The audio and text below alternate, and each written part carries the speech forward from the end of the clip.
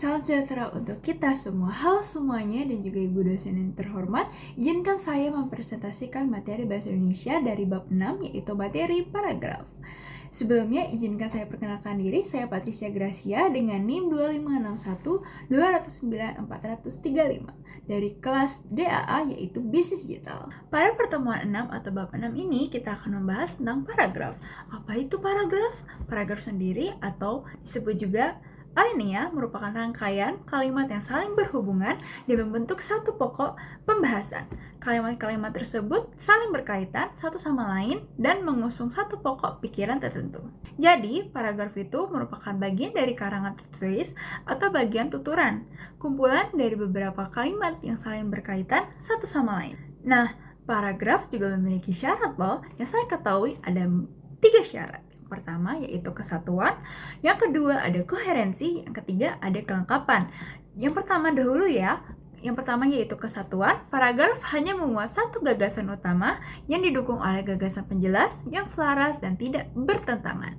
Yang kedua ada koherensi, yaitu paragraf tersusun dari kalimat-kalimat yang saling berhubungan secara padu. Yang ketiga, ada kelengkapan. Paragraf dikatakan lengkap jika memiliki kalimat penjelas yang cukup memperjelaskan gagasan utama, bukan sekedar pengulangan. Selanjutnya, saya akan membahas jenis-jenis paragraf. Ternyata jenis paragraf banyak juga ya. Saya akan menjelaskan yang pertama berdasarkan sifat dan tujuannya.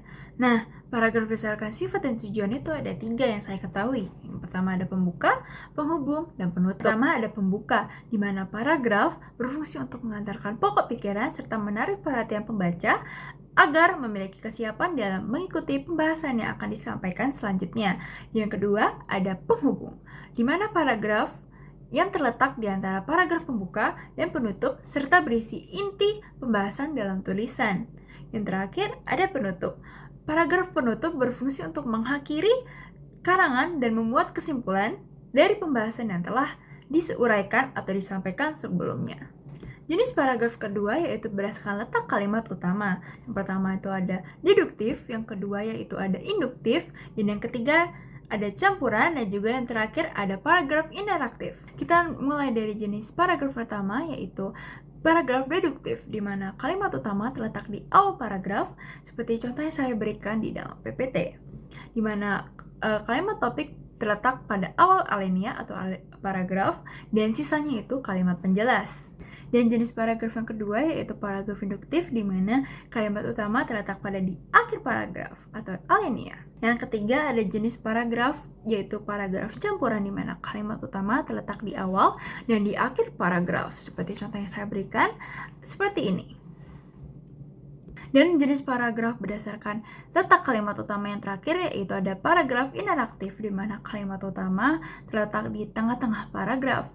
Contohnya seperti yang saya berikan di PPT. Jenis paragraf terakhir yaitu berdasarkan bentuk unit tulisan atau sifat isinya. Jenis paragraf berdasarkan bentuk unit tulisan atau sifat isinya, yang pertama ada paragraf narasi, paragraf deskripsi, paragraf argumentasi, paragraf persuasi, dan yang terakhir paragraf eksposisi.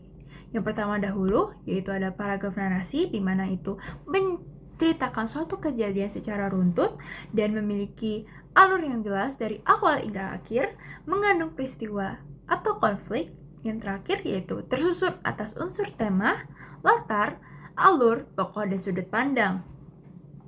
Yang kedua yaitu paragraf deskripsi, di mana menggambarkan suatu objek secara rinci menggunakan panca indera serta bersifat imajinatif dan membangkitkan emosi pembaca. Yang ketiga ada paragraf argumentasi, di mana itu menyajikan pandangan penulis terhadap suatu permasalahan. Yang kedua didukung alasan logis dan data yang faktual. Dan 3 disertai analisis dan analogi yang persuasif untuk memperkuat argumentasi. Yang keempat ada paragraf persuasi, di mana itu bersisi data dan fakta, bertujuan mempengaruhi serta meyakinkan pembaca. Yang ketiga yaitu menggunakan kata-kata ajakan, seperti pembaca mempercayai gagasan penulisan. Dan yang terakhir yaitu paragraf eksposisi, di mana menggunakan bahasa baku dan penyampaian yang lugas. Dan yang kedua menyajikan informasi pengetahuan secara objektif dan netral. Yang ketiga didukung data yang akurat sebagai fakta pendukung. Yang terakhir dalam pembahasan paragraf yaitu adanya pola pengembangan paragraf, di mana pola pengembangan paragraf adalah cara menyusun dan menguraikan gagasan dalam paragraf secara teratur melalui kalimat topik, kalimat penjelas agar mudah dipahami oleh pembaca. Dan pola-pola pengembangan yang pertama itu ada pola runtutan dan waktu, pola susunan perbandingan, pola definisi luas, pola klasifikasi, pola analogi, pola susunan sebab akibat, pola susunan ibarat, dan yang terakhir pola hubungan sebab akibat. Jadi, inti dari pola pengembangan paragraf merupakan cara mengatur dan menguraikan gagasan utama beserta gagasan-gagasan penjelas secara logis, runtut, dan sistematis agar paragraf mudah dipahami oleh pembaca, dan berbagai pola digunakan sesuai dengan kebutuhan penulisan untuk memperjelas, memperkuat, serta mengembangkan isi paragraf. Jadi, dari materi 6 ini atau pertemuan ini kita dapat rangkumannya itu atau kesimpulannya itu paragraf adalah kumpulan kalimat yang membahas satu gagasan utama secara runtut dan padu. Paragraf yang baik harus memiliki kesatuan, koherensi, dan kelengkapan. Berdasarkan fungsinya, paragraf terdiri atas paragraf pembuka, penghubung, dan penutup, dan pengembangannya menggunakan berbagai pola agar gagasan tersampaikan secara jelas dan sistematis. Jadi sekian dari materi yang saya sampaikan tentang paragraf pada bab 6. Jika sekiranya ada yang kurang atau salah kata, mohon dimaafkan.